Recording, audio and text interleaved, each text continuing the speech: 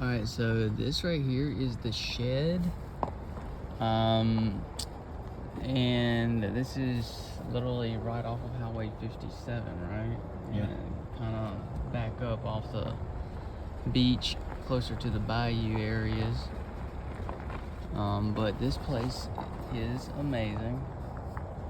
They got fishing, camping, activities, great food.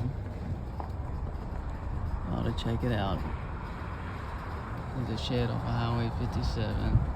Like Highway 57 is literally right there. It's the right next to Expansion thing. Let's see, what is that? Cozy? Yeah. Cozy Rosie. Cozy Rosie Campgrounds.